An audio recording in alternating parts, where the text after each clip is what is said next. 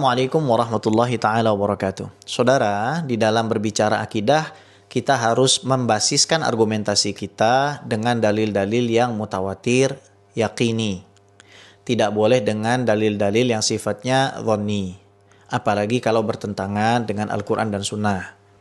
Dalil-dalil dhanni tersebut, kalau memang sahih, boleh digunakan selama tidak ada percanggahan, tidak ada pertentangan dengan dalil-dalil yang mutawatir.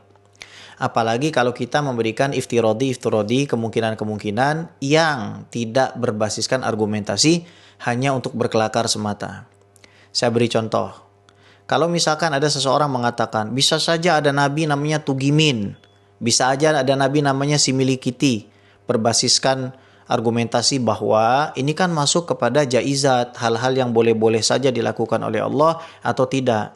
Nah, kalau kita sudah mengetahui bahwa Allah Subhanahu wa taala mempersiapkan para nabi dan rasul itu semulia-mulia makhluk. Innallaha astafa Adama wa Nuha wa ala Ibrahim wa ala Imran ala alamin dzurriyyatan ba'dhuha min ba'd.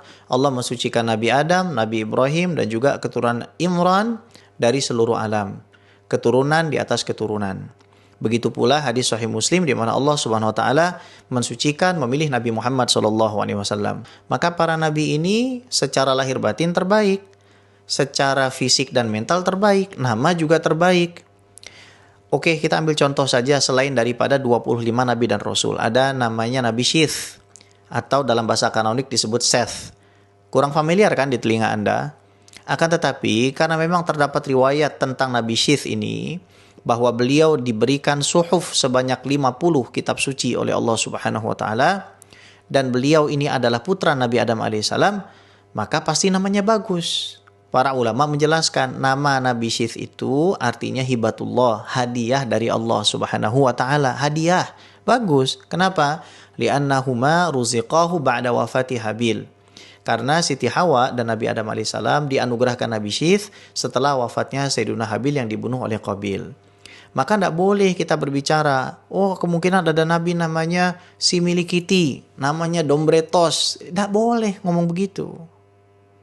Haruslah kita itu berbicara dalam masalah keyakinan ini menggunakan dalil-dalil yang mutawatir supaya orang awam ini tidak menjadi rancu pemahaman agamanya. Kita hidup di zaman sekarang orang suka yang viral, suka yang aneh, tidak perlu kita bicara begitu. Kalau seandainya mainstream di dalam perkara akidah ini menjadikan kamu itu orang yang tidak viral di dunia, bisa jadi kamu lebih viral dari yang viral di dunia di mata Allah Subhanahu wa taala karena keteguhanmu di dalam memegang apa yang menjadi kesepakatan para ulama Ahlus Sunnah wal Jamaah itu. Kam min masyhurin fid dunya la qimata lahu indallah. Berapa banyak orang terkenal di dunia enggak ada harganya di sisi Allah Subhanahu wa taala. Kemudian kita ingin memasukkan lagi perkara yang jaiz. Saya berikan satu contoh yang lain ya. Abu Lahab mungkin nggak masuk ke dalam surga? Biquwatillah wa bihaulihi, dengan kekuatan Allah dan kemampuan Allah tentu saja bisa. Akan tetapi Allah ini kan punya takhsis. Yukhassisu bihal asya. Allah bisa mentaksis segala sesuatu yang Allah inginkan. Dengan apa? Sifatul iradah. Tabbat yada abi lahabi wa tab. Sudah dilaknat itu Abu Lahab dan dipastikan masuk ke dalam neraka. Di dalam Fathul Bari disebutkan bagaimana Sayyidina Abbas itu melihat Abu Lahab di neraka yang akhirnya setiap hari Senin diringankan karena membebaskan Thuwaibah li maulidin Nabi SAW pada momentum kelahiran Nabi Muhammad SAW. Jadi bolehlah kita bicara iftiradi, tapi tolong bicara dengan landasan argumen yang baik, tidak menimbulkan kerancuan di kalangan orang awam. Saya kira ini lebih bijaksana. Kemudian berapa sih jumlah nabi dan rasul? Memang ada riwayat dari Sunan Ibnu Hibban, dari Sahih Ibnu Hibban bahwa jumlah nabi 124.000, jumlah rasul 313, ada yang mengatakan 315, bahkan ada yang mengatakan 240.000 ya. Dalam riwayat-riwayat tersebut yang harus kita fahami bahwa riwayat ini menjadi mahallun niza' di kalangan para ulama. Ibnu Jauzi mengatakan maudhu', Syekh Su'aib Al-Arnaud memberikan ta'liq atau komentar bahwa memang riwayat-riwayat ini dhaif jiddan, ada perawinya yang tertolak, ada yang mengatakan bahwa sahih li ghairihi. Nah, pertanyaannya sebagaimana di awal tadi, boleh nggak sih kita menggunakan argumentasi ini untuk menjelaskan kepada manusia membatasi jumlah tersebut? Tidak boleh jawabannya. Saya nukilkan perkataan Al-Imam An-Nasafi, seorang ulama yang prominent di dalam ilmu akidah, dan juga disyarah oleh Al-Imam At-Taftazani dan juga dihasyiahkan oleh Al-Imam Al-Baijuri Burhan Syekhul Azhar. Beliau mengatakan la ibrata lidzan fil i'tiqadat. Nggak boleh dianggap tuh perkiraan-perkiraan di dalam perkara keyakinan inda mukhalafati dhahiril kitab wa sunnah kalau seandainya bertentangan dengan zahir kitab dan sunnah. Wal aula, dan yang paling utama, alla yuqtasara ala adadin fit tasmiyah. Janganlah dibatasi jumlah-jumlah para nabi tersebut. Faqad qala Allah Ta'ala, karena Allah berfirman di dalam surat Ghafir ayat 78. Minhum man qassasna 'alaika wa minhum man lam naqsus 'alaik. Di antara mereka ada yang kami kisahkan kepadamu dan ada yang belum kami kisahkan kepadamu. Wala yu'manu fi dzikril adadi ayyadkhula fihim man laysa minhum. In dzukira adadun aktsaru min adadihim aw yakhruju minhum man huwa fihim in dzukira adadun aqal min adadihim.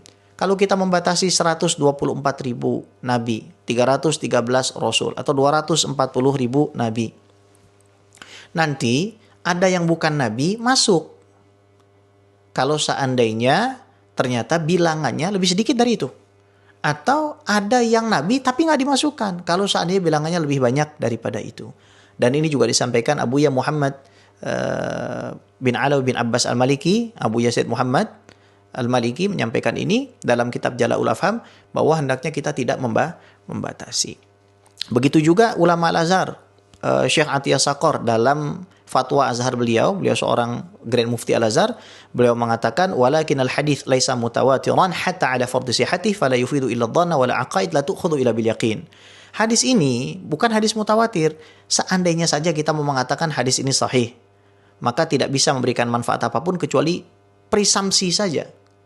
Hanya sebatas dhon saja, kira-kira between 51% to 99%, antara 51% sampai 99%. Wal aqaid la tu'khudhu illa bil yaqin, dan masalah akidah ini tidak diambil kecuali dari yakin. Nah, disinilah saudaraku bijaksananya kita hendaknya menyampaikan apa yang berkaitan dengan ilmu akidah berbasiskan argumentasi yang ditakyid oleh mayoritas ulama Ahlus Sunnah wal Jamaah dan tidak keluar daripada hal tersebut. Karena yang namanya kemajuan itu bukan artinya kita berkelok-kelok sendiri.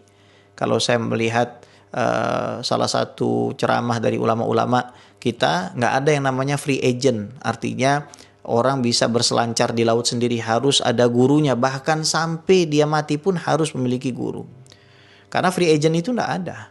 Orang bisa freelance, nggak ada itu. Bisa kemana-mana sendiri, nggak ada. Harus ada guru, harus ada yang mengingatkan kita. Wallahu ta'ala a'la wa alam. Semoga menjadi manfaat buat kami pribadi dan buat antum semua. Assalamualaikum warahmatullahi ta'ala wabarakatuh.